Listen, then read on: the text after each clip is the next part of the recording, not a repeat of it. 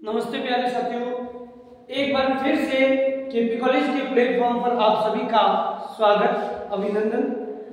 आज हम सामान्य हिंदी के परीक्षा की दृष्टि से महत्वपूर्ण जो प्रकरण है उसको समझते हुए पढ़ेंगे।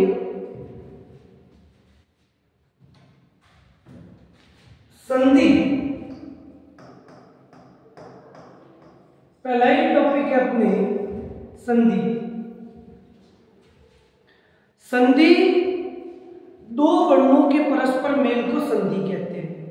तो दो वर्णों के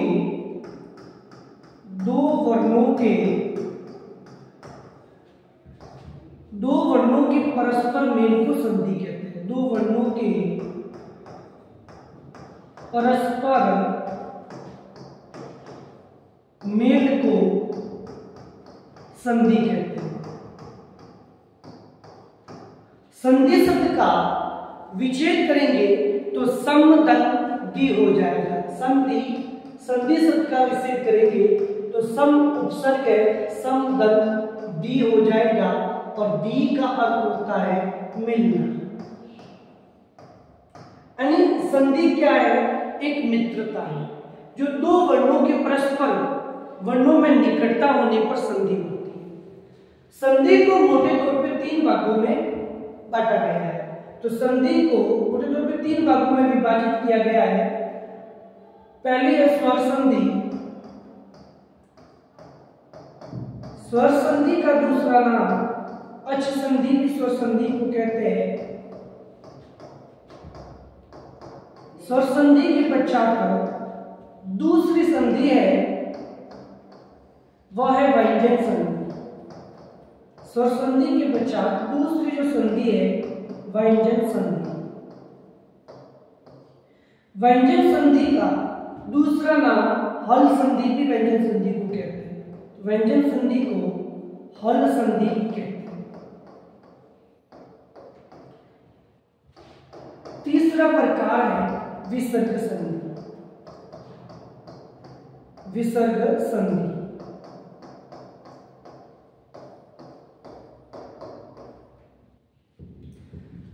स्वर संधि को पांच भागों में बांटा गया है। स्वर संधि के पांच भेद होते हैं। पहली है दीर्घ संधि। दीर्घ संधि के पश्चात गुण संधि और गुण संधि के बाद में दीर्घ संधि, गुण संधि, गुण के पश्चात वृद्धि संधि, वृद्धि के बाद यण संधि और यण संधि के पश्चात पांचवा भेद है आयाति संधि। तो स्वर संधि के पांच भेद होते हैं: दीर्घ संधि, गुण संधि, वृद्धि संधि, यण संधि, आयाति संधि। स्वर संधि के अंतर्गत पहला भेद अपन पढ़ेंगे दीर्घ संधि और इसके उदाहरण को भी समझेंगे। तो स्वर संधि के अंतर्गत पहला जो प्रकार है दीर्घ संधि, और दीर्घ संधि दीर्घ यानी बड़ा, तो इसमें सभी मात्रा को अपन को दीर्घ करनी है। दीर्घ संधि का जो सूत्र था आ, ई, उ और री। आ, ई, उ और री। जैसे प्राचार्य शब्द है, प्राचार्य को अपन संधि विच्छेद करेंगे। प्राचार्य को संधि विच्छेद करेंगे तो प्रधन आचार्य हो जाएगा। प्रधन आचार्य हो जाएगा। संधि के दो खंड होते हैं। तो आ वाला उदाहरण देख रहे हैं अपन, यानी संधि के प्रथम खंड में क्या आया? अ आया। और संधि के द्वितीय खंड के प्रथम वर्ण में क्या आया?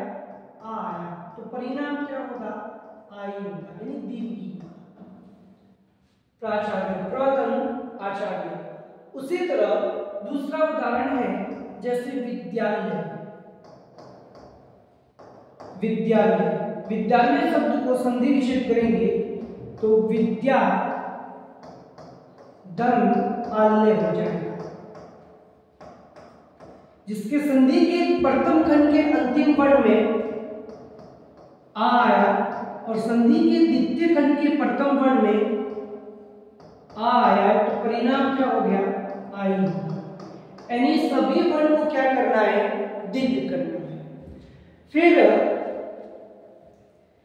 जैसे ई पे देखेंगे तो शब्द है कवींद्र, और कवींद्र शब्द का संधि विच्छेद करेंगे तो कवि दन इंद्र हो जाएगा। कवि दन इंद्र हो जाएगा। तो यहाँ पे देखिए ई आया, ई दन ई। यहाँ पे संधि के प्रथम खंड के अंतिम वर्ण में छोटा ई आया और यहाँ पे द्वितीय खंड के प्रथम वर्ण में भी छोटा ई आया, लेकिन दीर्घ संधि में सभी मात्रा को दीर्घ करना है, तो ये परिणाम क्या हो गया? ई हो जाएगा। इसीलिए ये कवींद्र बड़ा हो जाएगा। उसी तरह ऊ वाले उदाहरण देखेंगे तो जैसे शब्द है भू ऊर्जा, और भू ऊर्जा का संधि विच्छेद करेंगे तो हो जाएगा भूधन ऊर्जा। भूधन ऊर्जा, भूधन ऊर्जा। उसी तरह री वाला उदाहरण देखेंगे तो जैसे शब्द है मातृ और संधि विच्छेद करेंगे मातृ शब्द का तो हो जाएगा मातृधन ऋण, माता का जो है ऋण। फिर दीर्घ संधि के बाद में दूसरी जो संधि है, स्वसंधि का दूसरा जो प्रकार है वह है गुण संधि। गुण संधि, गुण संधि में ध्यान रखना है कि सभी एक मात्रा वाले जो शब्द है, एक मात्रा वाले सभी उदाहरण गुण संधि के अंतर्गत आते हैं। गुण संधि का सूत्र है अ या आ के पश्चात ई उ री, ई उ री का ए ओ अर हो जाता है, ई उ री का ए ओ अर हो जाता है। जैसे उदाहरण के तौर पे देखेंगे तो उदाहरण है जैसे रमेश, रमेश शब्द का संधि विच्छेद करेंगे, रमेश का संधि विच्छेद करेंगे तो होगा रमा धन इस, रमा धन इस। अब देखो रमेश में आपको क्या दिखाई दे रहा है? एक मात्रा है रमेश पर, तो एक मात्रा वाले जितने भी उदाहरण हैं वे गुण संधि के अंतर्गत आते हैं। जैसे रमेश, और रमेश में क्या है? आपको ए दिखाई दे रहा है और ए के सामने वाला क्या है? ई है। इसका मतलब इस ए को क्या बनाना है? ए का ई हो जाएगा, ए का क्या हो जाता है? ई हो जाता है। लेकिन संधि का प्रथम खंड ये है स्व, तो रमेश शब्द का अपन विच्छेद करेंगे तो क्या होगा? ओ या आ के अंदर से लाना है तो रमा होगा, रमा, रमा यानी लक्ष्मी, रमा की जो है इस, तो रमा संधि के प्रथम खंड का क्या स्वर आया? आ आया। अब द्वितीय खंड कह रहा है कि ए का क्या हो जाएगा? ई हो जाएगा। तो रमाधन ए का ई बनाना है तो रमाधन क्या हो जाएगा? ईस हो जाएगा, रमेश। उसी तरह आप देखिए दूसरा उदाहरण है, जैसे उदाहरण है परोपकार, परोपकार। अब परोपकार में आप देखेंगे कि परोपकार उदाहरण में आपको क्या दिखाई दे रहा है? ओ दिखाई दे रहा है, और ओ के सामने वाला क्या है? ऊ है। इसका मतलब इस ओ का क्या हो जाएगा? ऊ बन जाएगा। लेकिन संधि के प्रथम खंड में अपन को क्या लेना है? ओ या आ लेना है, तो इसका विच्छेद करेंगे तो क्या हो जाएगा? पर, परा नहीं होगा, पर यानी दूसरों की, तो पर। अब संधि के प्रथम खंड पूरा हुआ, द्वितीय खंड में आए हैं तो पर ओ का और क्या बनाना है, ऊ बनाना है। तो परधन क्या हो जाएगा, ऊ का ऊ बनाना है तो परधन उपकार हो जाएगा, परोपकार। उसी तरह अन्य उदाहरण भी आप देख सकते हैं, जैसे शब्द है प्रोज्वल। प्रोज्वल, प्रोज्वल में ओ दिखाई दे रहा है तो क्या आ जाएगा, प्र हो जाएगा। प्र उपसर्ग के प्रा नहीं प्र। प्रधन ओ के सामने वाला क्या था, ऊ था, तो प्रधन क्या हो जाएगा, उज्ज्वल हो जाएगा। प्रधन उज्ज्वल, प्रधन उज्ज्वल। इसी तरह गुण संधि के अन्य उदाहरण में आप देखेंगे, जैसे शीत ऋतु शब्द है, शीत ऋतु, शीत ऋतु।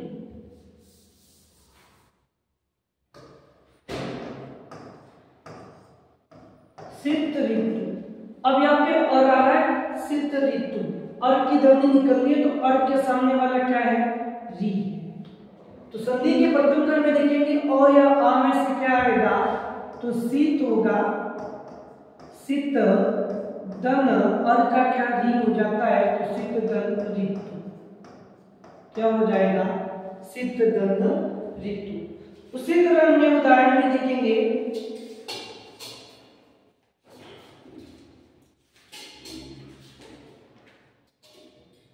शीत ऋतु हो जाएगा। उसी तरह री और वाले अन्य उदाहरणों में जैसे शब्द है देवन, देव, देवन, देवन।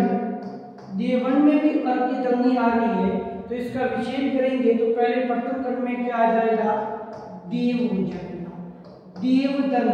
अब अर का क्या री हो जाएगा, तो देवदन ऋण हो जाएगा, देव का जो है ऋण। उसी तरह उदाहरण जैसे महर्षि है, महर्षि, और महर्षि वाला उदाहरण भी, महर्षि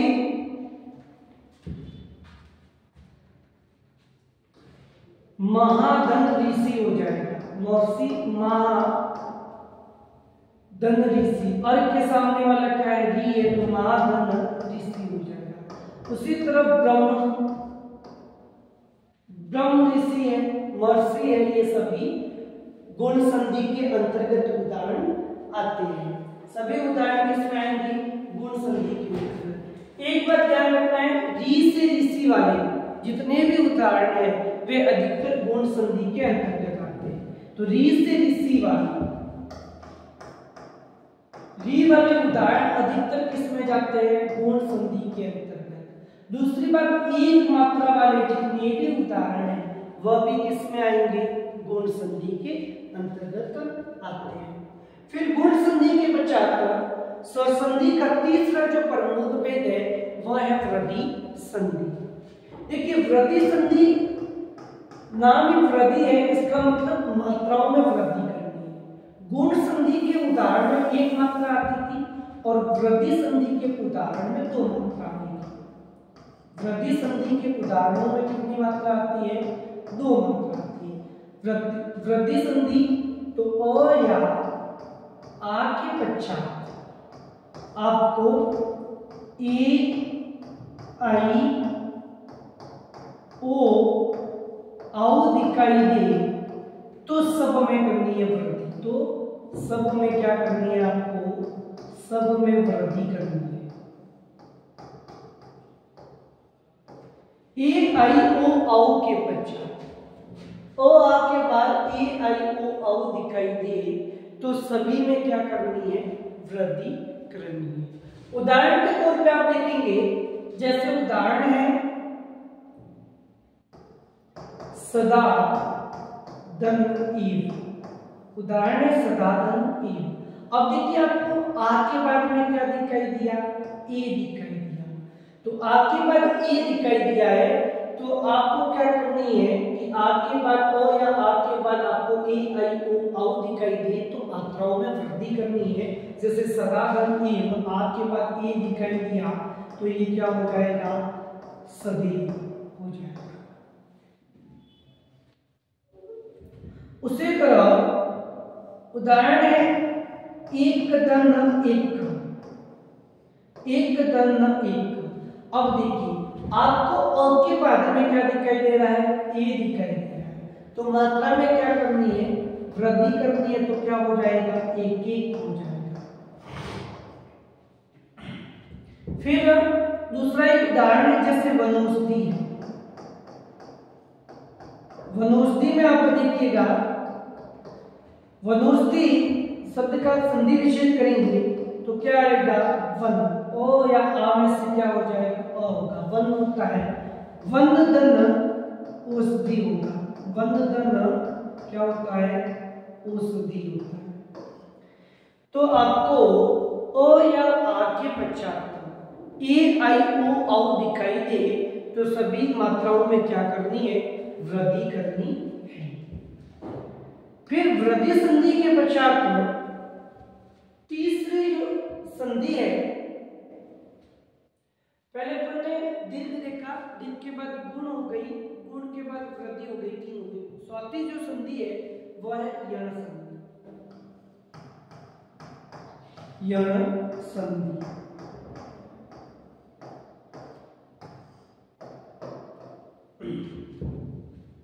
यण संधि, यण संधि यानी य र ल व के आगे आधा वर्ण आए तो वहां पे यण संधि होती है। य र ल व, य र ल व को आप अंतस्थ ध्वनि भी कहते हैं। य र ल व के आगे अगर आधा वर्ण आए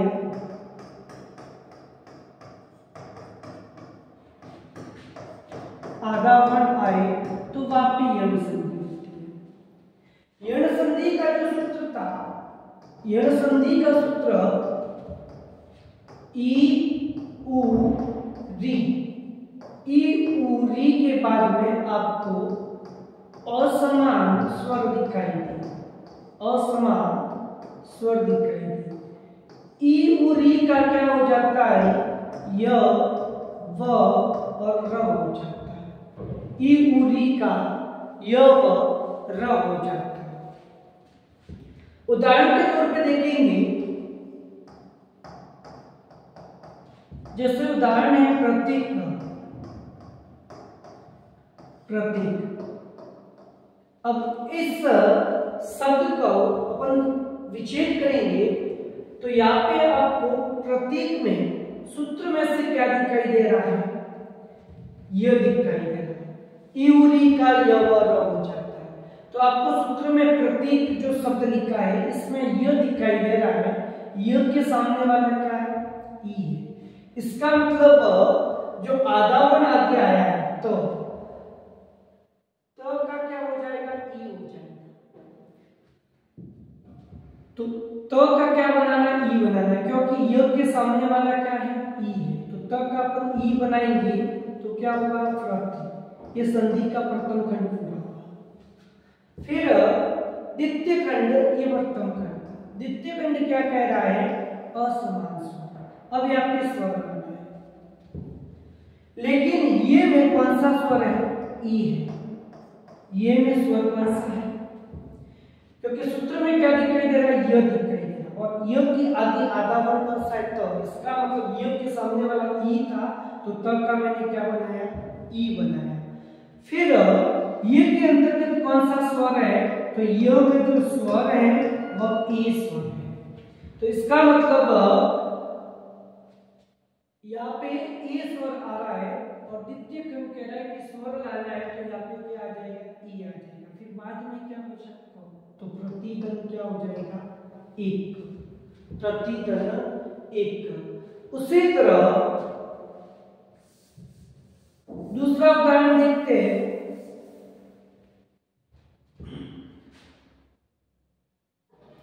जैसे शब्द है त्योहार।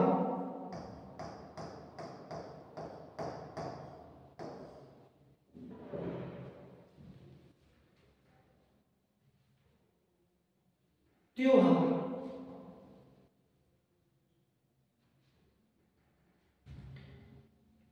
दूसरा उदाहरण देखते हैं त्योहार। त्योहार शब्द के सामने य के सामने वाला ई था, तो त का क्या हो जाता था, ई हो जाएगा। ठीक है, जैसे अपन लेते हैं व्याख्या शब्द, ऐसा ही त्योहार की जैसा ही व्याख्या। त्योहार शब्द में भी हो जाएगा। त्योहार शब्द यहाँ पे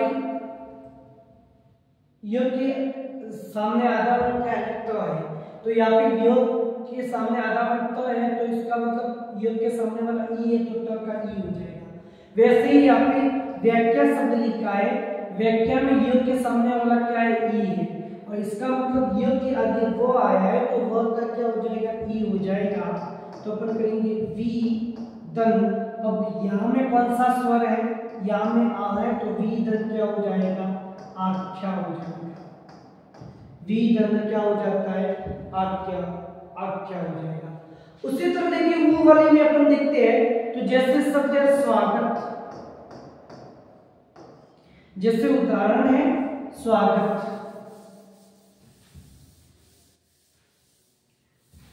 स्वागत। तो स्वागत में देखिए कि आपको क्या दिखाई दे रहा है, वो दिखाई दे रहा है। वो के आगे आधा वर्ण क्या है, स है, स आधा वर्ण है। तो इस व के सामने आपको उ दिखाई दे रहा है, इसका मतलब इस स को क्या बनाना है, उ बनाना है, तो क्या हो जाएगा, सु हो जाएगा।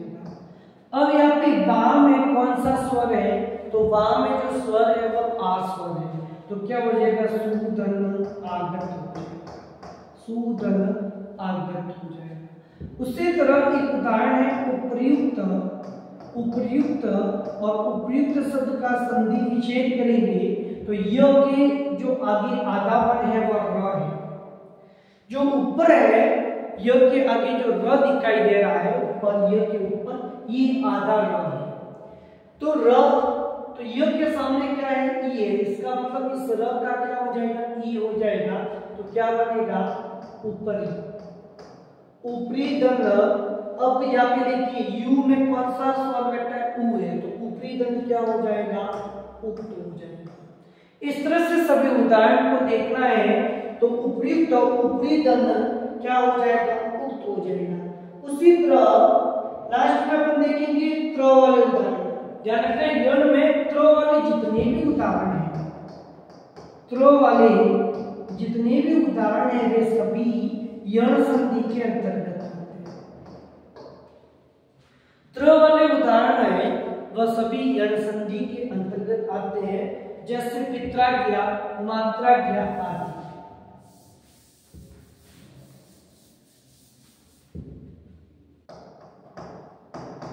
पित्राज्ञा, पित्राज्ञा में देखिए क्या हो जाएगा, पित के सामने नहीं है, तो पितृदंड आज्ञा, पिता की जो है आज्ञा।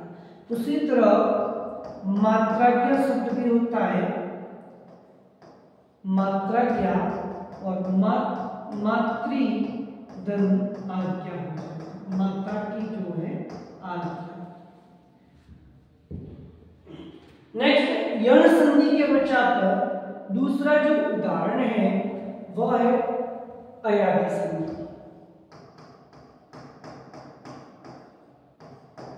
अयादी संधि, और अयादी संधि का जो सूत्र है, अयादी संधि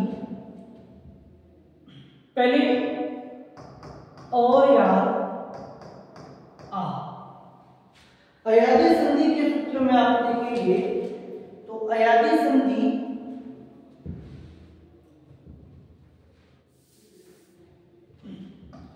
ए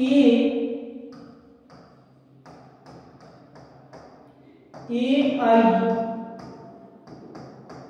ओ औ, फिर आप स्वर लीजिए और ए आई ओ औ के पश्चात एक अय, अय, आए, औ और आ। ए आई ओ औ, आय आय औ आ, ये संधि का प्रथम खंड होगा, ये द्वितीय खंड। अब इसके उदाहरण देखेंगे तो जैसे उदाहरण है पावक।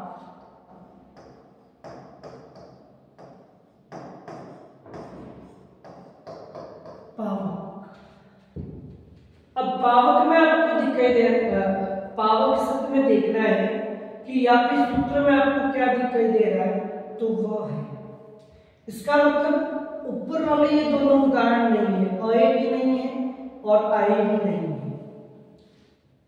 अ और आ में से तो लेकिन व के आगे वाला जो वर्ण है वो क्या है, पा है, और पा में कौन सा स्वर है, आ स्वर है।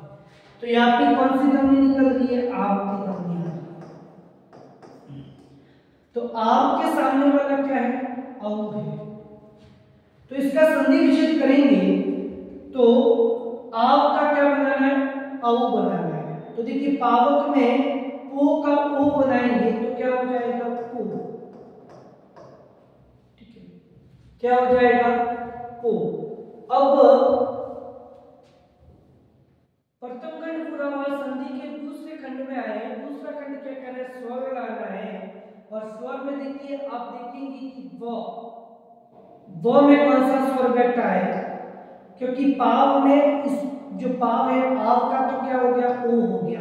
तो पो का क्या बना दिया मैंने, पा का क्या बना दिया, पो बना दिया, क्योंकि ओ बनाना था तो ओ हो गया। अब यहाँ पे वक्र शब्द में व में कौन सा स्वर है, अ स्वर है, क्योंकि क्या द्वितीय खंड क्या कर रहा है, स्वर करना है। तो ये क्या हो जाएगा, अब हो जाएगा, क्योंकि व में अ स्वर है और पीछे क व्यंजन। उसी तरह देखिए पावक की तरह जैसे शब्द है चयन, चयन शब्द है। अब देखिए चयन में आपको क्या दिखाई दे रहा है, यह दिखाई दे रहा है। इसका मतलब ये दोनों अ और आ नहीं है, और य के आगे जो वर्ण है वह च है, लेकिन च में किस स्वर की ध्वनि है, अ की ध्वनि आ रही है। तो यहाँ पे क्या है, अ है, और अय के सामने आपको क्या दिखाई दे रहा है, ए दिखाई दे रहा है। इसका मतलब इस चय का क्या हो जाएगा, ए हो जाएगा। जो अय है इसका ए बन जाएगा। तो यहाँ पे छ का क्या बनाना है, ए हो जाएगा। तो क्या होगा, 6। अब यहाँ पे इस ए में जो आपको मात्रा में दिखाई दे रही है, यहाँ पे एक मात्रा है, और जहां पे आपको एक मात्रा दिखाई दे रही है वहां पे 2 मात्रा है। तो चयन में अय का ए बनाना है तो क्या हो जाएगा, 6 हो जाएगा। फिर संधि के द्वितीय खंड में क्या कह रहा है, स्वर लाना है। तो यहाँ पे य में कौन सा स्वर है, अ स्वर बैठा है। तो 6 धन क्या हो जाएगा, अन्न हो जाएगा। उसी तरह नयन है, और नयन में क्या है, अय है, अय के सामने वाला ए है, तो क्या हो जाएगा, ने हो जाएगा। और य में कौन सा स्वर है, अ है, तो ने धन अन्न हो जाएगा। उसी तरह दूसरा उदाहरण देखिए, जैसे शब्द उदाहरण है विधायक। विधायक, विधायक में आपको क्या दिखाई दे रहा है, देखिए यहाँ पे यह है, इसका मतलब यहाँ पे ध्वनि निकलेगी। विधायक शब्द में तो दा में क्या है, आ है, इसका मतलब यहाँ पे आए है, और आए के सामने वाला क्या है, ए है। तो इसको क्या बनाना है, ए बनाना है। तो देखिए दा को ए बनाना है, क्योंकि ये के सामने वाला आ था, आए यहाँ पे आ रहा है, तो इस आ का क्या बनाना है, ए बनाना है। तो क्या हो जाएगा, विदे, विदे। अब संधि के द्वितीय खंड में देखिए य में कौन सा स्वर है, अ है, तो विदे धन क्या हो जाएगा, अप हो जाएगा। इस तरह से संधि के प्रत्येक सूत्र को अच्छे से याद रखना है। द्वितीय संधि का सूत्र था आ ई उ री, गुण का ई उ री का ए ओ अर हो जाता है। वृद्धि संधि का अ या आ के पश्चात आपको ए आई ओ औ दिखाई दे तो सभी मात्राओं में क्या करनी है, वृद्धि करनी है। यौन संधि का सूत्र है ई उ री के बाद में आपको स्वर दिखाई दे तो ई उ री का क्या हो जाता है, य वर्ण हो जाता है। अयादी संधि का सूत्र है ए आई ओ औ के पश्चात स्वर, और फिर ए आई ओ औ का अय आय औ आ हो जाता है।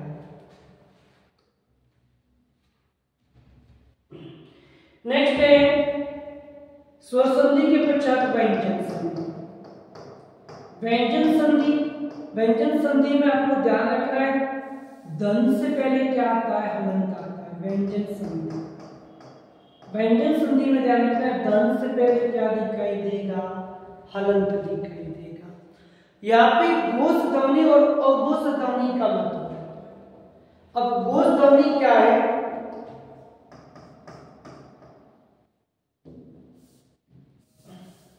घोष ध्वनियां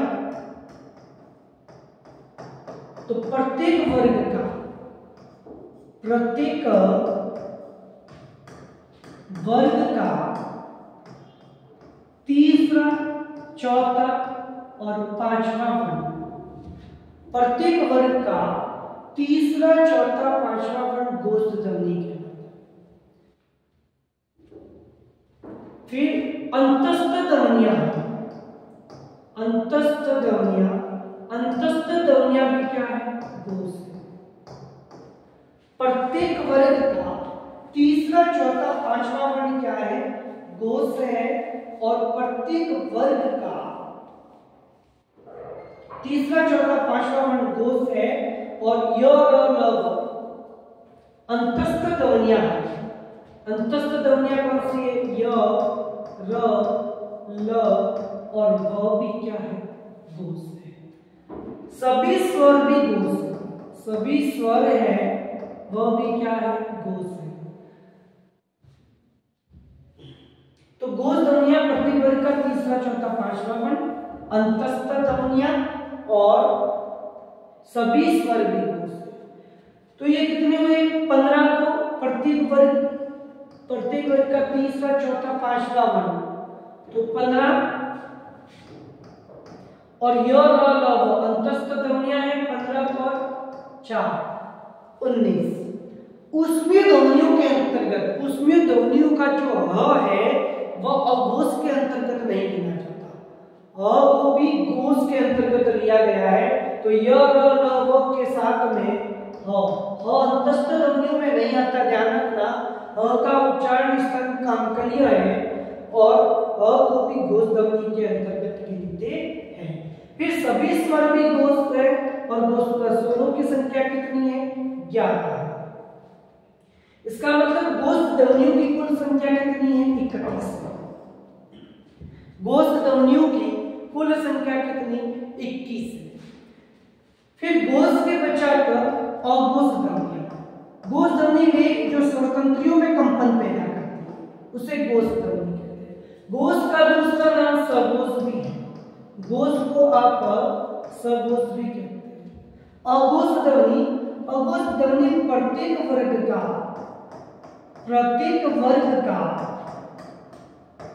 पहला व दूसरा वर्ण, प्रत्येक वर्ग का पहला और दूसरा वर्ण।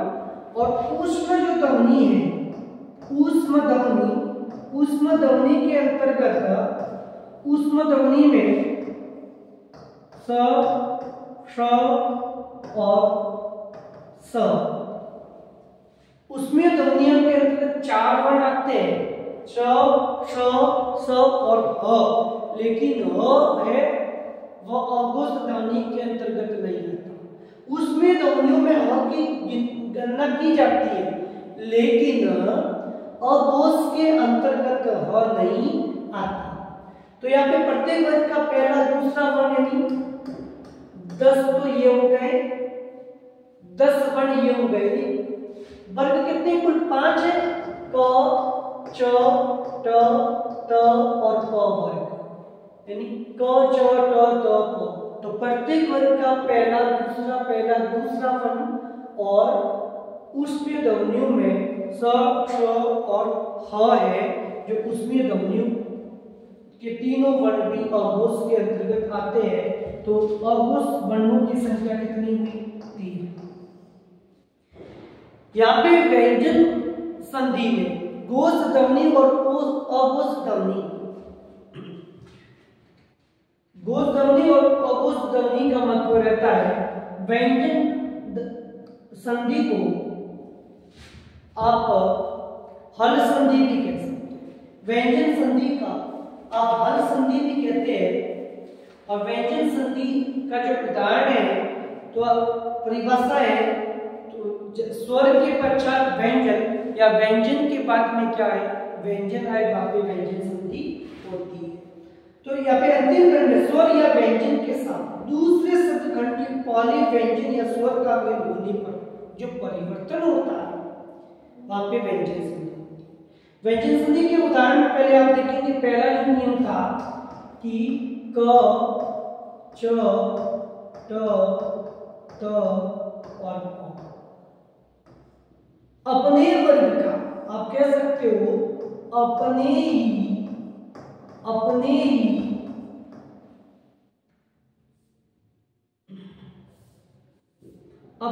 वर्ग का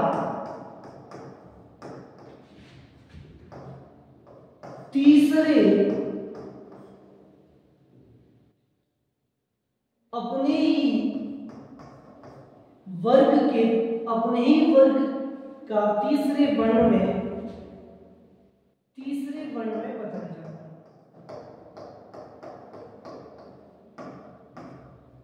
बदल जाना। जैसे उदाहरण के तौर पे आप देखेंगे तो जैसे उदाहरण है वागीश शब्द का संधि विच्छेद करेंगे तो होगा वाक इस। अब देखिए यहाँ पे आपको ये ई क्या दिखाई दे रहा है। ई जो है वह गोस ध्वनि। मैंने कहा था सभी स्वर क्या है गोस में। और दूसरी बात आपको धन से पहले क्या दिखाई दिया हलंत दिखाई दिया। तो धन से पहले हलंत दिखाई देता है वहां पे व्यंजन संधि होती है। गोस ध्वनियों के पहले गोस से पहले आपको प्रथम खंड के अंतिम वर्ण में क्या दिखाई दी अघोष दिखाई दिया। तो ये अघोष ध्वनि है।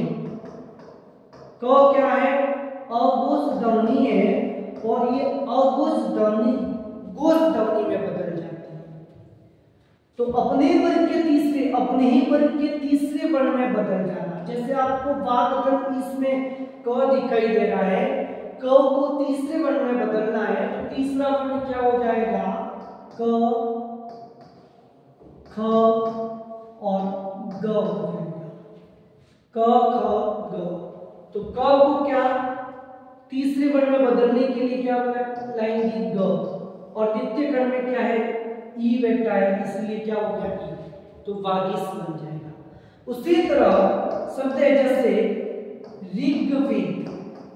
अब देखिए ऋग्वेद इस शब्द का संधि विच्छेद करेंगे तो हो जाएगा ऋक धन वेद।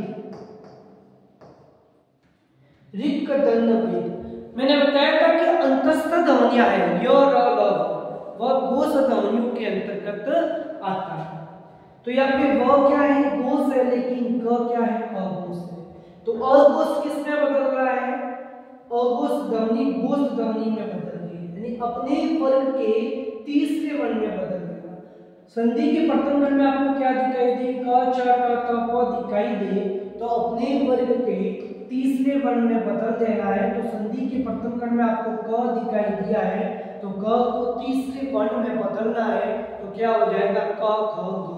तो क्या हो गया ऋग धन वेद। उसी तरह दूसरे उदाहरण में देखेंगे तो अपने वर्ग के पंचम वर्ण में बदलना क छ ट त प। संधि के प्रथम खंड में आपको क छ ट त प दिखाई दे तो वो अपने वर्ग के पंचम वर्ण में बदल जाता है। अपने वर्ग के पंचम वर्ण में बदल जाता है। जैसे उदाहरण के तौर पे आप देखेंगे तो उदाहरण है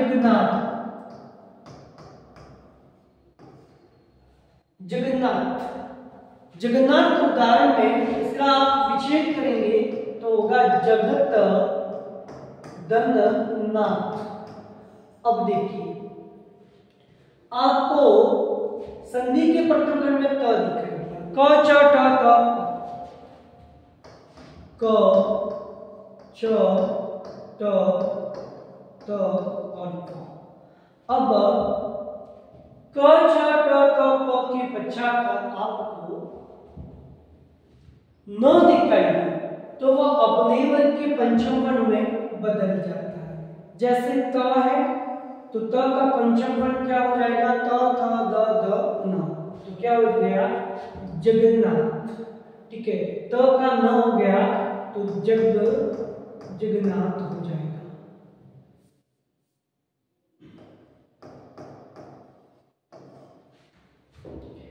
जगन्नाथ। उसी तरह दूसरा उदाहरण आप देखेंगे,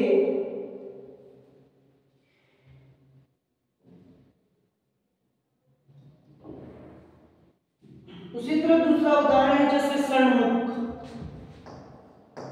सणमुख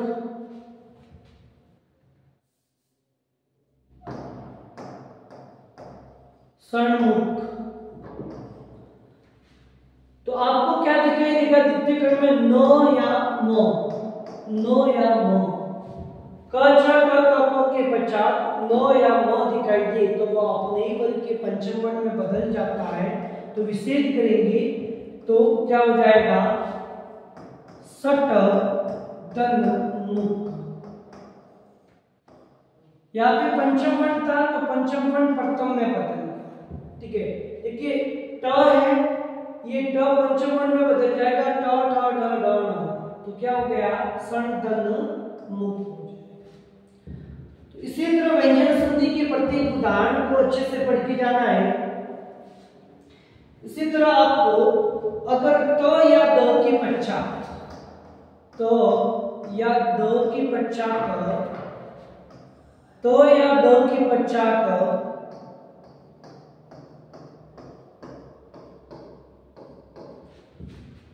तो या द के पश्चात आपको च छ ट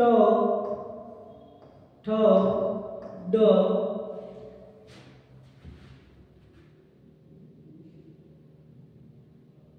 ल और अंत में आपको स दिखाई दे।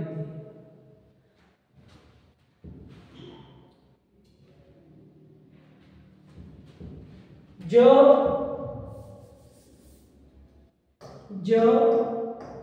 ट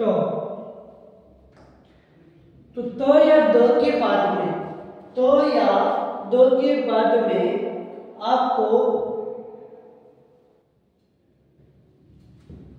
तो या ड के बाद में,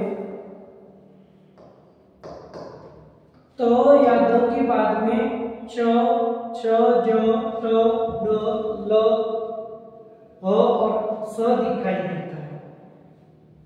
तो ये द्वितीय वर्ण में बदल जाते हैं। छ हो जाएगा, ये छ हो जाता है ज का, ज हो जाएगा ट का, ट हो जाता है ड का, ड हो जाएगा ल का, ल भी ल का ल हो जाएगा और ह का द हो जाएगा और स का आप देखिए अंत में तो स का देखिए तो स हो जाता है। अब उदाहरण देखेंगे, जैसे उदाहरण के तौर पे शब्द है उल्लेख। उल्लेख तो यहाँ पे आपको क्या दिखाई दे रहा है? द्वित्व वर्ण दिखाई दे रहा है। इसका संधि विच्छेद करेंगे तो क्या हो जाएगा? उत्तधन लेख हो जाता है। उत्तधन लेख। अब देखिए द या त के बाद आपको त के बाद में क्या दिखाई दिया? ल दिखाई दिया। त के बाद में ल दिखाई दिया तो ल का क्या हो गया? द्वित्व वर्ण में बदल गया। उत्तधन लेख का उल्लेख हो गया। उसी तरह आप देखेंगे तो शब्द है उच्छ्वास। उच्छ्वास, उच्छ्वास शब्द का संधि विच्छेद करेंगे तो होगा उत्तधन श्वास। अब उत्तधन श्वास, अब देखिए त के बाद में आपको क्या दिखाई दिया, स दिखाई दिया, त के बाद में आपको श दिखाई दिया, तो इस स का क्या हो गया, च हो गया, तो उच्छ्वास क्या हो जाएगा, उच्छ्वास हो जाएगा। उसी तरह शब्द है जैसे तदित है, तदित, तदित, तदित शब्द का संधि विच्छेद करेंगे तो होगा तत् दन, तत् दन दित।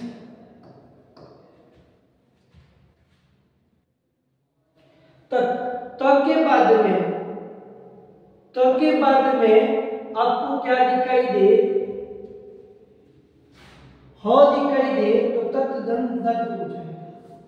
तदित वाला उदाहरण, तदित में आपको तत् के बाद में क्या दिखाई दे, तत्हित हो जाएगा, तत्हित। तो त के बाद में आपको क्या दिखाई दिया, ह दिखाई दिया, तो क्या हो गया, दद हो गया, तद्धित। इसी तरह आपको ध्यान रखना है कि त और द के बाद में च, स, ज, ट, ड, ल, ह और स दिखाई दे तो वह इन वर्ण में बदल जाता है। उसके बाद विसर्ग संधि देखेंगे तो विसर्ग संधि में भी घोष और अघोष ध्वनियों का महत्व होता है। विसर्ग संधि के अंतर्गत भी घोष और अघोष ध्वनियों का ध्यान रखना है कि अघोष ध्वनि और घोष ध्वनि।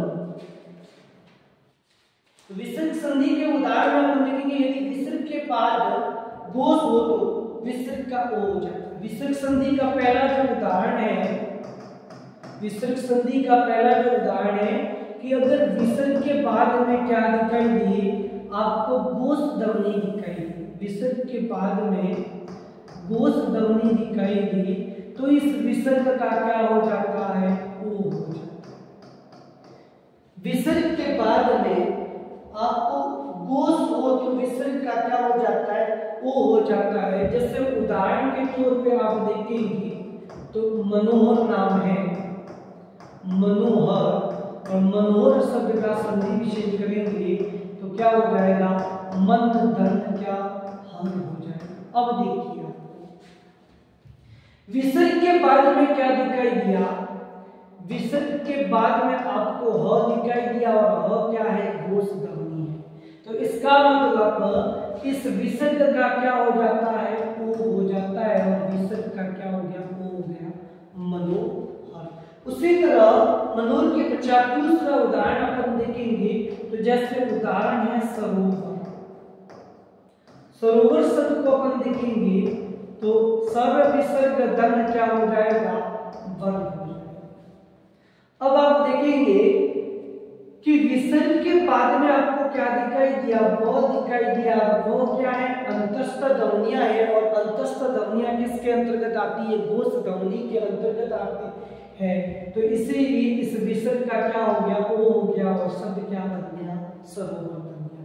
उसी तरह दूसरा उदाहरण है जैसे यशोदा है, और यशोदा शब्द का संधि विच्छेद करेंगे तो यश विसर्ग धन क्या हो जाएगा, दा हो जाएगा।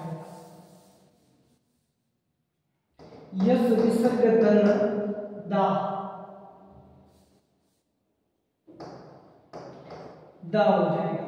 अब आप देखिए कि विसर्ग के बाद में आपको क्या दिखाई दे रहा है, द दिखाई दे रहा है, और द क्या है, त थ द, तीसरा वर्ण है, और तीसरा वर्ण किसमें आता है, घोष ध्वनि के अंतर्गत आता है।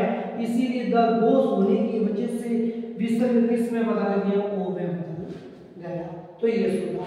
उसी तरह इसका दूसरा उदाहरण देखेंगे तो विसर्ग के बाद में आपको ई या ए आए दिखाई दे तो विसर्ग क्या हो जाता है, गायब हो जाता है। विसर्ग के बाद में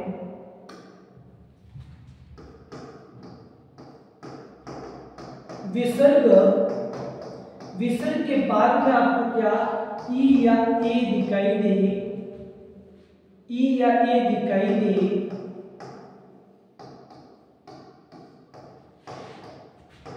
तो विसर्ग क्या हो जाता है, विसर्ग गायब हो जाता है, या विसर्ग का लोप हो जाता है।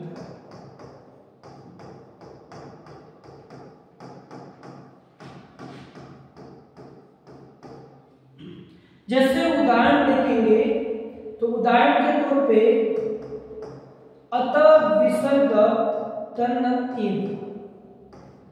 अब आपको विसर्ग के बाद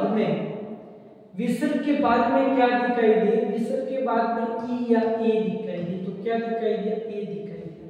तो विसर्ग का क्या हो जाता है, लोप हो जाता है। आप लिखेंगे अतएव, क्या शब्द बन जाएगा, अतएव। उसी तरह दूसरा उदाहरण आप देखेंगे तो जैसे यश धन इच्छा शब्द है और यहाँ पे भी विसर्ग के बाद में आपको क्या दिखाई दिया, ई या ए में से ई दिखाई दिया, इसीलिए विसर्ग क्या हो गया, गायब हो गया। विसर्ग क्या हो जाता है, गायब हो जाता है। उसी तरह दूसरा उदाहरण देखेंगे कि विसर्ग के बाद में अगर आपको कप दिखाई दे तो विसर्ग यथास्थान है। दूसरे उदाहरण में विसर्ग के बाद में अगर आपको कप दिखाई देता है, विसर्ग के पश्चात आपको कप दिखाई देता है, तो विसर्ग गायब नहीं होगा, विसर्ग गायब नहीं होगा या विसर्ग का लोप नहीं होता। तो विसर्ग के पश्चात कप दिखाई दे तो विसर्ग गायब नहीं होता। जैसे उदाहरण के तौर पे आप देखेंगे तो जैसे उदाहरण है प्रात धन काल। अब देखिए विसर्ग के बाद में आपको कप में से क्या दिखाई दिया, क दिखाई दिया, तो इसका मतलब विसर्ग गायब नहीं होता, सिर्फ धन को हटा दीजिए, प्रात विसर्ग काल क्या हो जाएगा, प्रात विसर्ग काल। उसी तरह देखिए शब्द अंत विसर्ग धन पूर्व और यहाँ पे विसर्ग के बाद में प दिखाई दिया तो क्या होगा, अंत विसर्ग क्या बन जाता है, पूर्व हो जाता है। उसी तरह अन्य उदाहरण में आप देखिएगा जैसे शब्द है मन विसर्ग धन कामना, मन विसर्ग धन कामना, और यहाँ पे भी आप देखिए धन के बाद में आपको क्या दिखाई दिया, कप में से क दिखाई दिया, तो क्या हो जाएगा, मन विसर्ग कामना, यानी विसर्ग यथास्थान रहता है। उसी तरह विसर्ग संधि के अन्य उदाहरण में आप देखेंगे, विसर्ग संधि के अन्य उदाहरण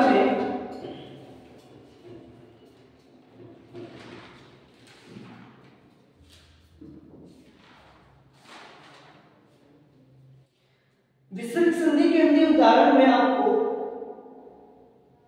नम तीर पूर्व और बा, नम विसर्ग तीर विसर्ग पूर्व विसर्ग और बा, नम तीर पूर्व और बा के बाद में आपको इसके बाद में कर कार कर्ण दिखाई दे, कर कार कर्ण कृत और कृति दिखाई दे, पूर्व तीर बा के पश्चात आपको कर कार कर्ण दिखाई दे तो इनके स्थान पर विसर्ग का स हो जाता है। तो इनके कर दिखाई दे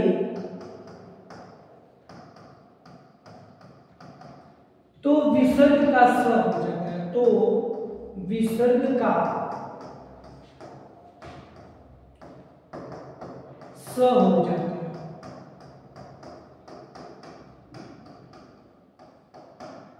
नम तीर पूर्व बा के पश्चात आपको कर कार कर्ण कृति दिखाई दे तो विसर्ग का क्या हो जाता है, स हो जाता है। उदाहरण के तौर पे आप देखेंगे जैसे नम धन विसर्ग नम विसर्ग धन का शब्द है। तो आपको नम के पश्चात क्या दिखाई दिया? क दिखाई दिया, और नम के बाद में देखिए कर का कार दिखाई दिया। तो इस धन का या इस विसर्ग का क्या हो जाता है? स हो जाता है और बन जाएगा शब्द नमस्कार। उसी तरह उदाहरण है भास्कर। भास्कर, तो देखिए बा के बाद में बा विसर्ग धन का, और बा के बाद में आपको क्या दिखाई दिया? कार दिखाई दिया, इसीलिए इस विसर्ग का क्या हो जाता है? स हो जाता है भास्कर। उसी तरह उदाहरण है जैसे तिरस्कार। तिरस्कार में देखिए आपको तीर के बाद में तीर विसर्ग धन, तीर के बाद में क्या दिखाई दिया? कार दिखाई दिया, तो विसर्ग का क्या हो जाता है? स हो जाता है। इसी तरह संधि के प्रत्येक उदाहरण को अच्छे से याद करते हुए अच्छे से पढ़ते हुए समझते हुए पढ़ना है। संधि के पश्चात दूसरा जो अपना प्रकरण है वो है समास। संधि के पश्चात दूसरा जो महत्वपूर्ण प्रकरण है वो है समास। और समास पद प्रमुखता की दृष्टि से समास के 4 प्रकार होते हैं। समास पद प्रमुखता की दृष्टि से, पद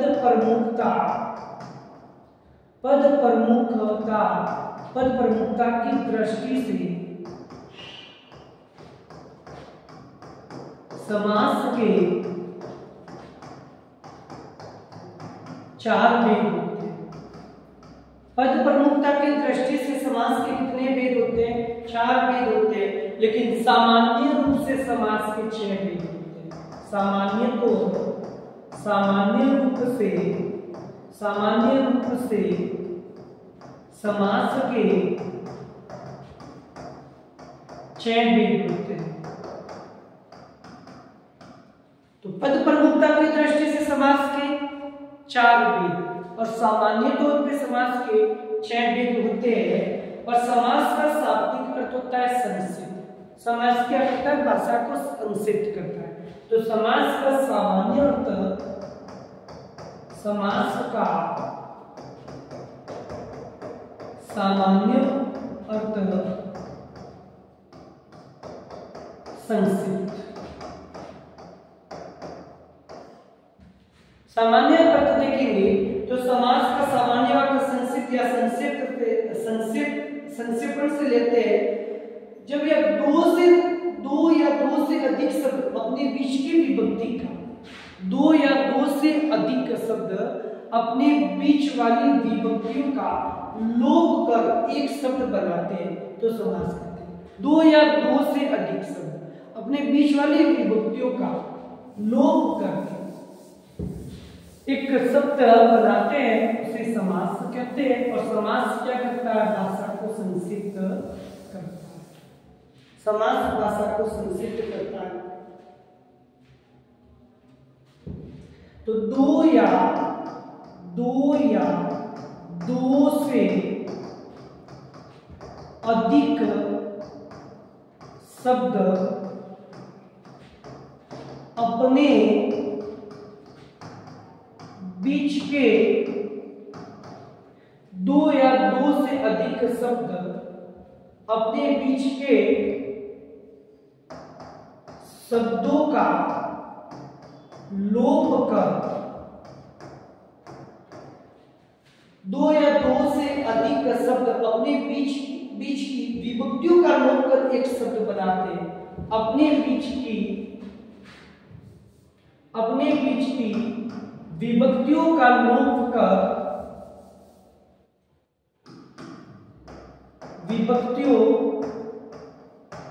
विभक्तियों का लोप कर एक शब्द बनाते हैं।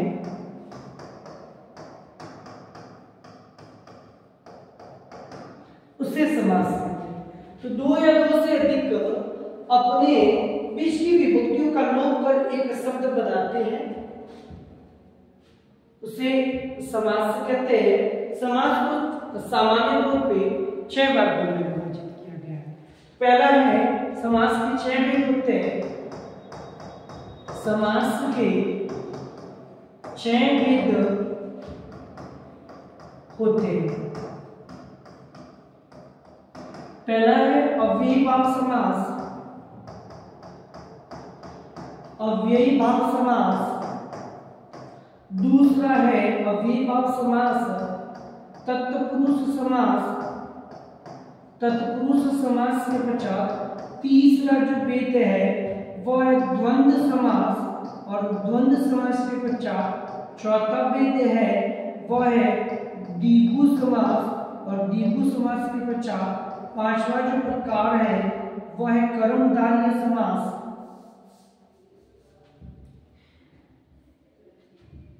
द्विगु समास, द्विगु समास के पश्चात कर्मधारय समास, और कर्मधारय समास के पश्चात जो छठा भेद है वह बहुव्रीहि समास, बहुव्रीहि समास। अब समास के मुख्यतः सामान्य तौर पे 6 भेद होते हैं। अव्ययी भाव समास, तत्पुरुष समास, द्वंद्व समास, द्विगु समास, कर्मधारय समास और बहुव्रीहि समास।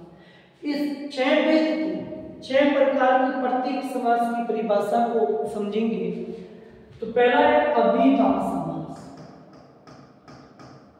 अव्ययी भाव समास प्रत्येक समास के अंतर्गत 2 पद होते हैं। एक पूर्व पद होता है, दूसरा उत्तर पद होता है।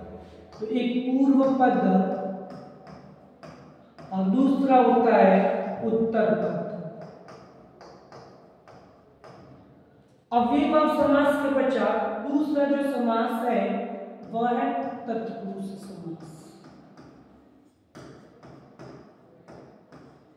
तत्पुरुष समास के पश्चात जो तीसरा जो समास है वह आप लीजिए द्वंद्व समास। तीसरा जो समास है वह द्वंद्व समास, और द्वंद्व समास के पश्चात चौथा द्विगु समास, और द्विगु समास के बाद में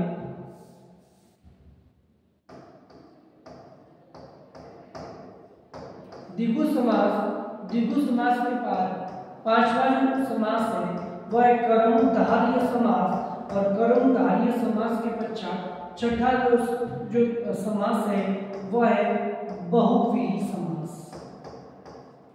बहुव्रीहि समास। अब प्रत्येक समास की परिभाषा को देखेंगे। तो समास के अंतर्गत 2 पद होते हैं। एक पूर्व पद होता है, दूसरा उत्तर पद होता है। तो अव्ययी भाव समास की परिभाषा है जिस समास के अंतर्गत पूर्व पद प्रधान होता है और उत्तर पद गौण होता है, वहां पे अव्ययी भाव समास होता है। पूर्व पद प्रधान और उत्तर पद गौण होता है और अव्ययी भाव समास होता है। तत्पुरुष समास में पूर्व पद गौण और उत्तर पद प्रधान होता है, वहां पे तत्पुरुष समास होता है। द्वंद्व समास में दोनों पद प्रधान होते हैं। द्वंद्व समास के अंतर्गत दोनों पद प्रधान होते हैं, वहां पे द्वंद्व समास होता है। जैसे माता पिता, और द्वंद्व समास के बीच में योजक चिन्ह का प्रयोग किया जाता है। जैसे आप देखेंगे माता पिता, तो इसमें दोनों पद क्या है? प्रधान है। द्वंद्व समास के पश्चात है द्विगु समास, और द्विगु समास में पूर्व पद संख्यावाची होता है। द्विगु समास में पूर्व पद संख्यावाची होता है और उत्तर पद समूहवाची होता है। तो द्विगु समास में पूर्व पद संख्यावाची होता है और उत्तर पद समूहवाची होता है, वहां पे द्विगु समास होगा।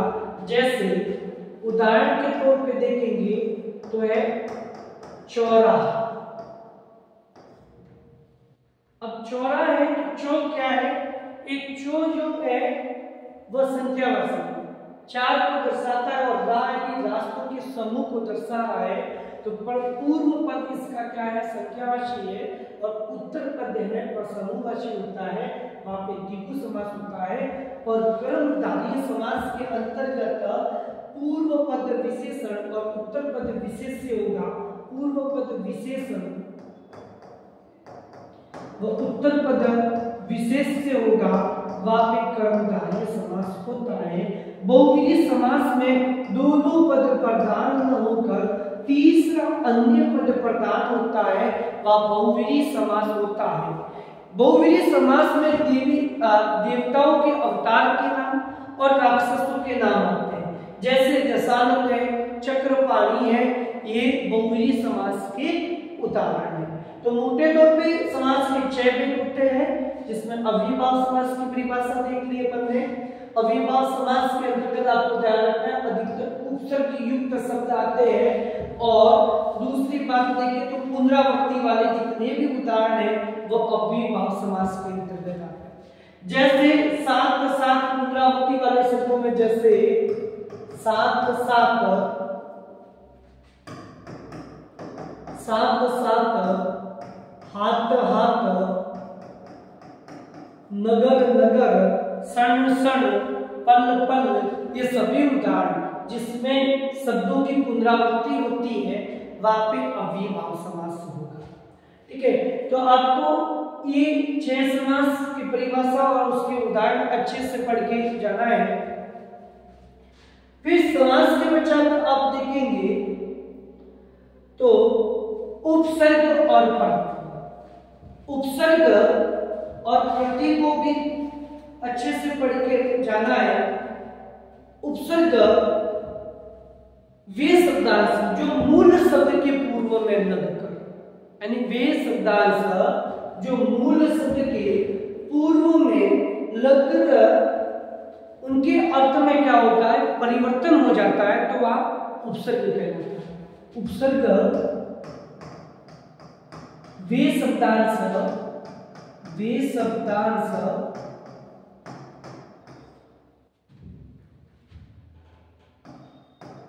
जो मूल शब्द के पूर्व में लगकर अर्थ में परिवर्तन करना। तो उपसर्ग वे शब्दांश जो मूल शब्द के पूर्व में लगकर अर्थ में परिवर्तन ला देते हैं, ऐसे उनको क्या कहेंगे, परिवर्तन लाते हैं, उपसर्ग कहलाते हैं। उपसर्ग कहलाते हैं। अब उपसर्ग के भी 3 भेद, एक संस्कृत के उपसर्ग, हिंदी के उपसर्ग और विदेशी भाषा के उपसर्ग। संस्कृत के उपसर्ग,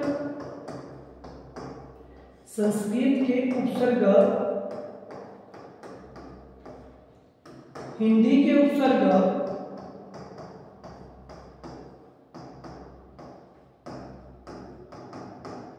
और हिंदी के उपसर्ग के पश्चात तीसरे विदेशी उपसर्ग। विदेशी उपसर्ग। तो उपसर्ग मुख्यतः 3 उपसर्ग के भेद होते हैं, हिंदी के उपसर्ग, संस्कृत के उपसर्ग और विदेशी उपसर्ग। अब उपसर्ग जहां पे आपको उपसर्ग दिखाई नहीं देगी, ऐसी परिस्थिति में उसका संधि विच्छेद करके देखना है। जैसे उदाहरण के तौर पे प्रत्येक है, अब यहाँ पे इस शब्द में कौन सा उदाहरण है, तो जब आप इसका संधि विच्छेद करोगे तो उपसर्ग इसका अलग हो जाएगा। जैसे आप देखेंगे प्रति धन एक, अब यहाँ पे प्रति है वो क्या है, उपसर्ग है। ठीक है, जैसे शब्द आ गया आहार, और आहार में देखिए आहार, तो यहाँ पे हार मूल शब्द है, हार के अंतर्गत आर जुड़ गया तो आहार हो गया, और आर शब्द होते ही अर्थ में क्या हो गया, बदलाव आ गया। अब इसी हार के अंतर्गत अगर मैं प्रति शब्द जोड़ूं तो क्या हो जाएगा, प्रतिहार हो जाएगा। और इसी हार के अंतर्गत मैं अगर द्वार, इसी हार शब्द में के अंतर्गत वी शब्द को जोड़ूं तो क्या हो जाएगा, विहार हो जाएगा।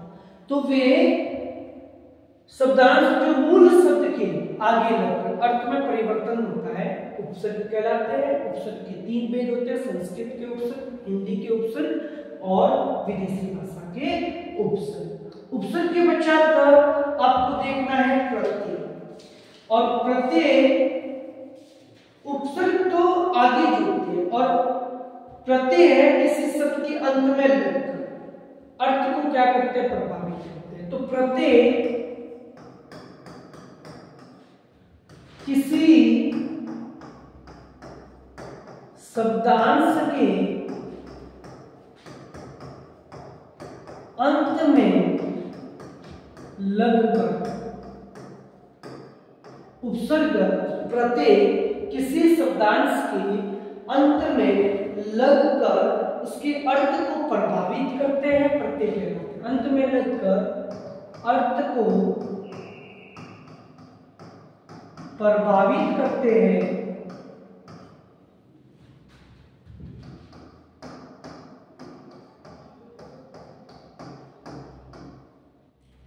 प्रत्यय प्रभावित करते हैं, उसको प्रत्यय कहते हैं। प्रत्यय करते तो शब्द के अंत में जुड़ते हैं और अंत में लगकर अर्थ को प्रभावित करते हैं, उसको प्रत्यय कहा जाता है। और प्रत्यय को मोटे तौर पे 2 भागों में विभाजित किया गया है, एक है कृत प्रत्यय और दूसरा है तद्धित प्रत्यय। प्रत्यय के 2 भेद होते हैं, प्रत्यय के 2 भेद, एक है कृत प्रत्यय और दूसरा है तद्धित प्रत्यय। तो प्रत्यय के कितने भेद होते हैं, 2 भेद होते हैं, एक कृत प्रत्यय और दूसरा है तद्धित प्रत्यय। और कृत प्रत्यय के भी 5 भेद होते हैं। कृत प्रत्यय के कितने भेद होते हैं, तो कृत प्रत्यय के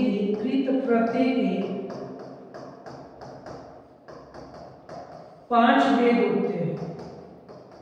कृत प्रत्यय के 5 भेद होते हैं और कृत प्रत्यय के पश्चात आप जो तद्धित प्रत्यय और तद्धित प्रत्यय, वे जो संज्ञा और सर्वनाम विशेषण अवयव शब्द के अंत में जुड़कर जो यौगिक शब्द संज्ञा सर्वनाम और विशेषण के अंत में जुड़कर यौगिक शब्द को निर्मित करते हैं। संज्ञा सर्वनाम और विशेषण के अंत में जुड़कर यौगिक शब्द को निर्मित करते हैं, वे तद्धित प्रत्यय कहलाते हैं। तो प्रत्यय के मुख्यतः 2 भेद होते हैं, कृत प्रत्यय और तद्धित प्रत्यय। कृत प्रत्यय के 5 भेद होते हैं। प्रत्यय के पश्चात आपके दूसरा जो प्रकरण है वह है वाक्य।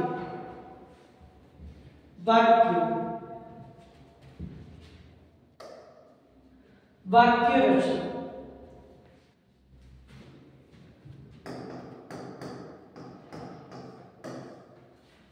वाक्य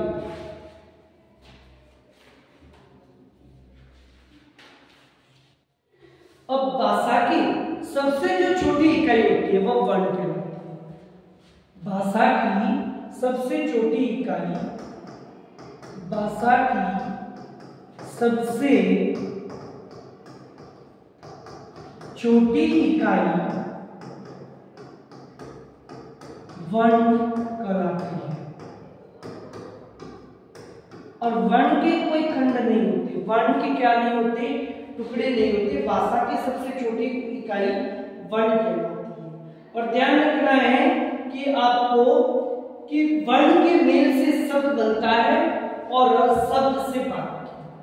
तो इन्हीं वर्ण के मेल से क्या बनता है, वर्णों के मेल से शब्द बनता है और शब्द से क्या बनता है, वाक्य। वाक्य के प्रकार, वाक्य रचना और वाक्य के प्रकार। तो वाक्य के मोटे तौर पे आप देखिए तो मुख्य तत्व तो 6 होते हैं। वाक्य के कितने तत्व होते हैं, वाक्य के 6 तत्व होते हैं। 6 तत्व होते हैं। वाक्य के 6 तत्व होते हैं। पहला है पदक्रम, दूसरा है सार्थकता,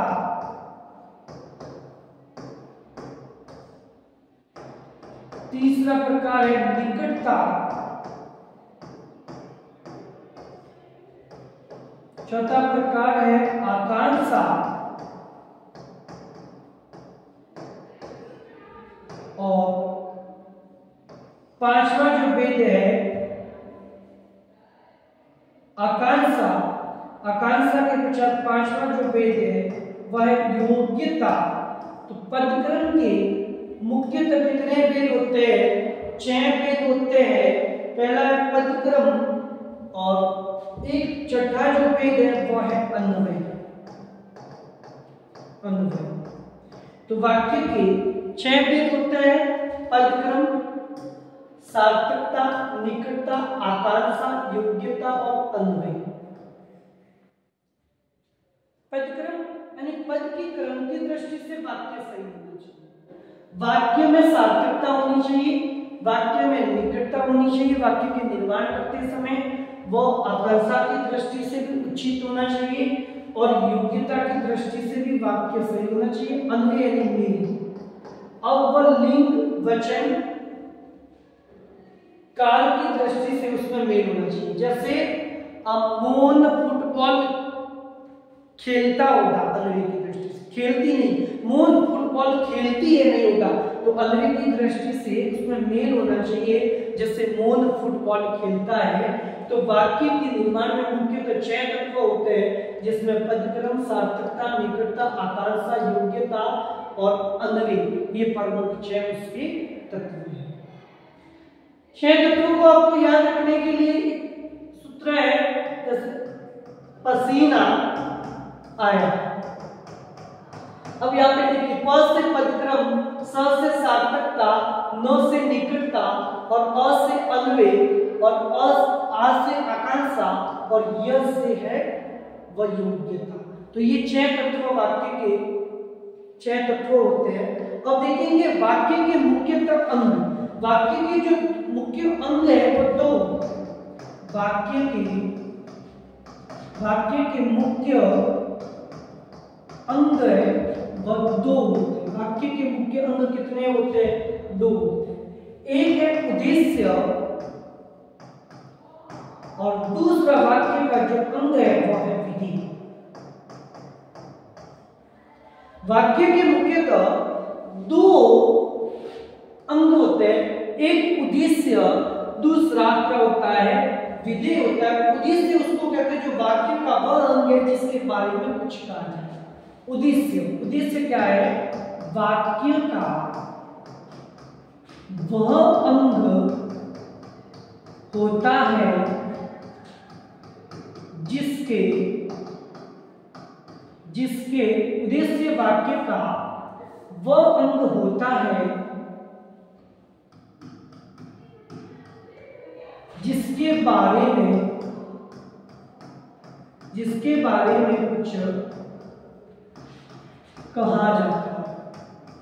तो उद्देश्य वाक्य का वह अंग होता है जिसके बारे में कुछ कहा जाता है। जैसे उदाहरण के तौर पे देखेंगे, राम स्कूल जाता है। अब यहाँ पे इस वाक्य में किसके बारे में कहा जा रहा है? तो उद्देश्य वाक्य का वो अंग होता है जिसके बारे में कुछ कहा जा रहा है। अब इस वाक्य में राम के बारे में कहा जा रहा है, तो राम क्या है? राम इस वाक्य का क्या हो जाएगा? उद्देश्य हो जाएगा। ठीक है, राम इस वाक्य में क्या हो जाएगा? राम उद्देश्य हो जाएगा। और विधि है जो उद्देश्य के बारे में कुछ कहा जाता है। विधि जो वाक्य में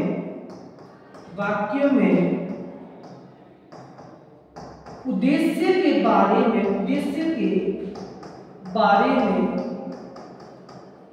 जो कहा जाता है,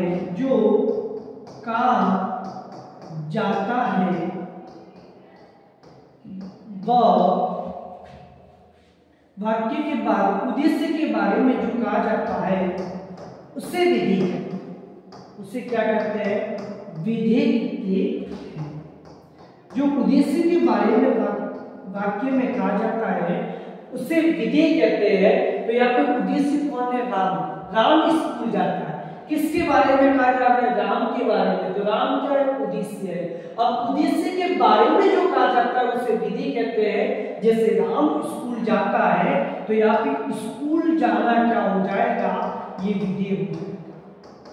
क्या हो जाएगा? विधि हो जाता है। तो वाक्य के मुख्यतः कितने अंग होते हैं? 2 अंग होते हैं। अब सामान्यतः वाक्य को 2 भागों में विभाजित करते हैं। सामान्यतः वाक्य के 2 भेद होते हैं। 2 भेद होते हैं। वाक्य के सामान्यतः कितने भेद होते हैं? 2 भेद होते हैं। एक अर्थ के आधार पर वाक्य, और दूसरा जो भेद है वह है रचना के आधार पर वाक्य। रचना के आधार पर वाक्य। तो वाक्य के कितने भेद होते हैं? मोटे तौर पे वाक्य के 2 भेद होते हैं। एक अर्थ की दृष्टि से और दूसरा है रचना की दृष्टि से। वाक्य के पहला प्रकार देखेंगे अपन अर्थ के आधार पर वाक्य के भेद। तो अर्थ के आधार पर वाक्य के 8 भेद होते हैं। अर्थ के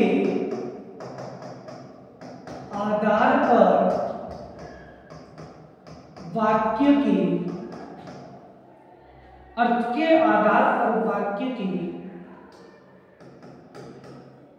8 भेद होते हैं। अर्थ के आधार पर वाक्य के कितने भेद होते हैं? 8 भेद होते हैं। अब इन 8 भेदों को अपन देखेंगे, जो प्रत्येक भेद का नाम और उदाहरण को समझेंगे। तो वाक्य के कितने भेद? अर्थ के आधार पर वाक्य के 8 भेद होते हैं।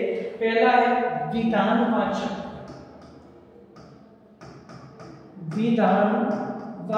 वाक्य। विधानवाचक वाक्य। वाक्य के मोटे तौर पे 8 भेद होते हैं। एक है विधानवाचक वाक्य। विधानवाचक के पश्चात दूसरा जो प्रकार है वह है निषेधवाचक वाक्य। निषेधवाचक वाक्य के पश्चात तीसरा जो प्रकार है वह है प्रश्नवाचक वाक्य। प्रश्नवाचक वाक्य के पश्चात चौथा जो प्रकार है वह है प्रश्नवाचक वाक्य के बाद इच्छावाचक वाक्य। इच्छावाचक वाक्य के पश्चात 5वां भेद है वह है संदेहवाचक वाक्य। संदेहवाचक के पश्चात 6वां भेद है वह है संकेतवाचक वाक्य। संकेतवाचक वाक्य के पश्चात 7वां प्रकार है आज्ञावाचक वाक्य। और आज्ञावाचक वाक्य के पश्चात 8वां जो प्रकार है विस्मयादि वाचक वाक्य। तो वाक्य की अर्थ की दृष्टि से वाक्य के 8 भेद होते हैं। विधानवाचक वाक्य, निषेधवाचक वाक्य, निषेधवाचक वाक्य, प्रश्नवाचक, इच्छावाचक, संदेहवाचक वाक्य, संकेतवाचक वाक्य, आज्ञावाचक वाक्य और विस्मयादिवाचक वाक्य। तो विधानवाचक वाक्य, विधानवाचक एकदम सरल वाक्य होता है। जैसे मोहन फुटबॉल खेलता है। मोहन फुटबॉल खेलता है। अब ये किस प्रकार का वाक्य है? तो यह एक विधानवाचक वाक्य है। देखिए दूसरा एक टॉपिक दे रखा है वाक्य रूपांतरण। वाक्य रूपांतरण एक वाक्य के रूप में बदलाव लाना। जैसे ये जो ऊपर वाक्य लिखा है ये विधानवाचक वाक्य है। जैसे आप देखिए दूसरा उदाहरण, जैसे राधा खेलती है, तो ये भी एक विधानवाचक वाक्य है। यहाँ पे राधा पढ़ती है। राधा पढ़ती है, दोनों ही विधानवाचक वाक्य है। अब वाक्य रूपांतरण करना हो तो जैसे राधा पढ़ती है इसका मैं वाक्य रूपांतरण करूंगा, निषेधवाचक में बदलूंगा, तो ये वाक्य हो जाएगा राधा नहीं पढ़ती है, राधा नहीं पढ़ती है, ये वाक्य रूपांतरण हो गया। अब प्रश्नवाचक में बदलूं तो राधा क्या पढ़ती है, फिर प्रश्नवाचक चिन्ह लग जाएगा। और इसी को मैं इच्छावाचक में बदलूं तो राधा, इच्छावाचक में बदलेंगे तो काश राधा पढ़ती। आज्ञावाचक में तो जैसे राधा पढ़ो, तो यहाँ पे वाक्य रूपांतरण में इसी वाक्य के रूप में बदलाव आना वाक्य रूपांतरण कहलाता है। और प्रश्नवाचक वाक्य के अंतर्गत प्रश्नवाचक चिन्ह लगा हुआ होगा। सब इच्छावाचक वाक्य में जैसे अब देखिए, इच्छावाचक में तुम्हारी यात्रा मंगलमय हो, ठीक है। और आज्ञावाचक में आज्ञा दी जाती है। विस्मयादिवाचक में जहाँ पे शौक, हर्ष, घृणा आदि के भाव दिखाई दे, वहां पे विस्मयादिवाचक वाक्य बनता है। फिर अर्थ के आधार की बात में दूसरा जो प्रकार था वह था रचना के आधार पर वाक्य। रचना के आधार पर, रचना के आधार पर वाक्य के तीन भेद। रचना के आधार पर वाक्य के कितने भेद हैं? 3 भेद। रचना के आधार पर वाक्य के कितने भेद हैं? 3 भेद। एक है सरल वाक्य, सरल वाक्य का दूसरा नाम साधारण वाक्य, और सरल वाक्य के पश्चात दूसरा प्रकार है संयुक्त वाक्य, और संयुक्त वाक्य के बाद में तीसरा जो भेद है वह है मिश्रित वाक्य। मिश्रित वाक्य, सरल वाक्य जिस वाक्य में एक ही उद्देश्य और एक ही विधेय होता है वह सरल वाक्य कहलाता है। जिसमें एक ही उद्देश्य और एक ही विधेय होता है वह सरल वाक्य होता है। जैसे राम फुटबॉल खेलता है, सुरेश स्कूल जाता है आदि, इन वाक्यों की ये इस तरह के वाक्य सरल वाक्य होते हैं जिसमें एक ही उद्देश्य और एक ही विधेय होता है। अब देखिए जैसे राम व मोहन खेलते हैं, इस तरह के वाक्य भी कैसे है, ये भी सरल वाक्य के अंतर्गत आएगा। राम व मोहन खेलते हैं, ये भी एक कैसा वाक्य है? सरल वाक्य है। संयुक्त वाक्य में आप देखेंगे कि जिन वाक्य में 2 या 2 से अधिक साधारण वाक्यों से जुड़कर बनता है, जो वाक्य 2 या 2 से अधिक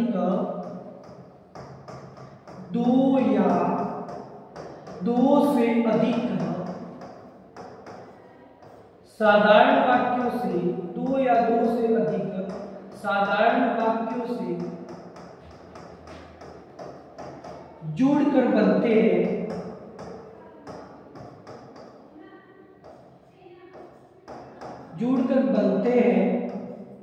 संयुक्त वाक्य कहलाते हैं। तो वे 2 या 2 से अधिक साधारण वाक्यों से जुड़कर बनते हैं, वे संयुक्त वाक्य कहलाते हैं। और संयुक्त वाक्यों में देखिए तथा वाक्य तथा से जुड़ा हुआ होगा, एवं से जुड़ा होगा, और से जुड़ा हुआ होगा, परंतु से भी जुड़ा हुआ होगा, लेकिन भी होगा।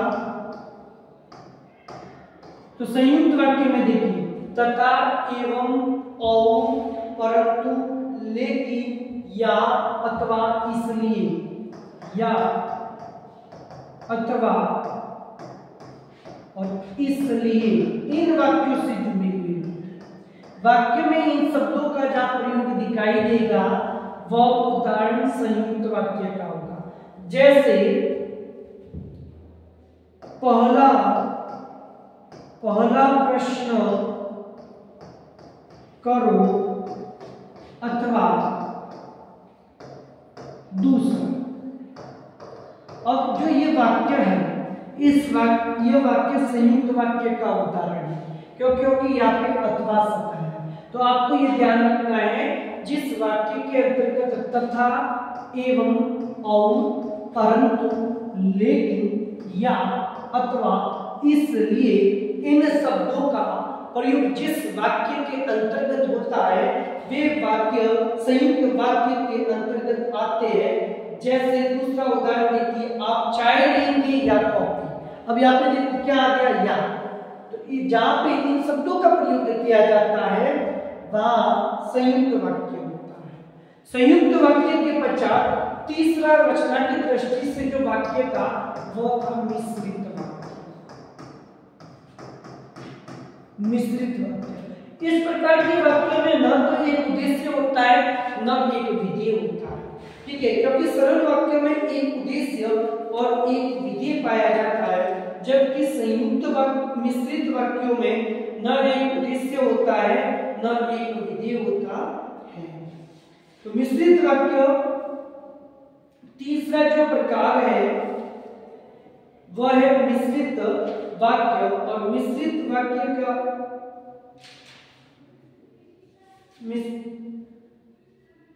मिश्रित वाक्य जिसमें एक उद्देश्य और एक विधेय नहीं होता है, वहां पे मिश्रित वाक्य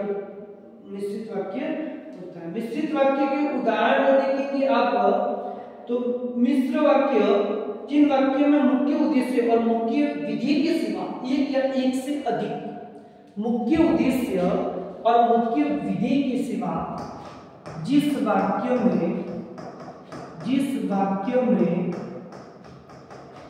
मुख्य उद्देश्य व मुख्य विधेय के सिवा जिस वाक्यों में मुख्य उद्देश्य और मुख्य उद्देश्य व मुख्य विधेय के सिवा एक या एक से अधिक क्रियाएं होती हैं, एक या एक से अधिक क्रियाएं होती हैं,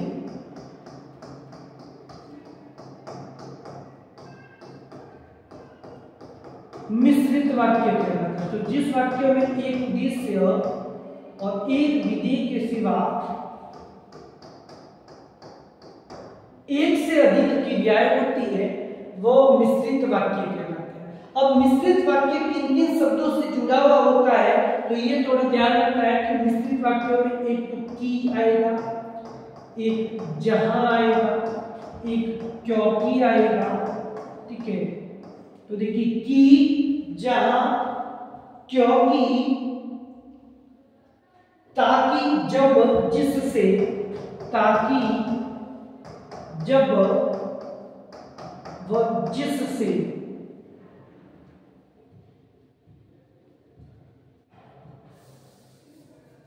ताकि, जब, जिससे। अब इन शब्दों का प्रयोग वाक्य के अंतर्गत किया जाता है जिसमें की, जहां, क्योंकि, ताकि, तब, जिससे ये शब्द आपको वाक्य के अंदर दिखाई दे वह मिश्रित वाक्य होते हैं, जिस वाक्य में एक उद्देश्य और एक विधि के सिवा अनेक क्रियाएं पाई जाती है। और यहाँ पे की, जहां, क्योंकि, ताकि, जब, जिससे शब्दों का प्रयोग किया जाता है वहां पे मिश्रित वाक्य होता है। उदाहरण के तौर पे मिश्रित वाक्य का एक उदाहरण आप देखेंगे तो मिश्रित वाक्य में मोहन ने कहा कि वह दिल्ली जा रहा है। उदाहरण के तौर पे आप देखेंगे मोहन ने कहा कि वह दिल्ली जा रहा है।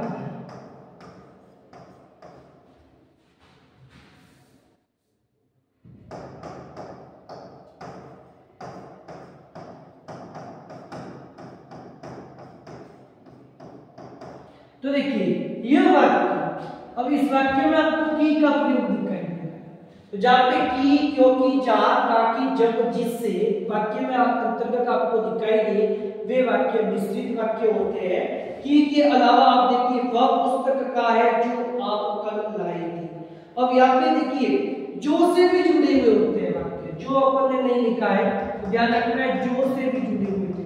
तो वह पुस्तक का है जो कल आप लाए थे, वह पुस्तक कहाँ है जो आप कल लाए थे, कल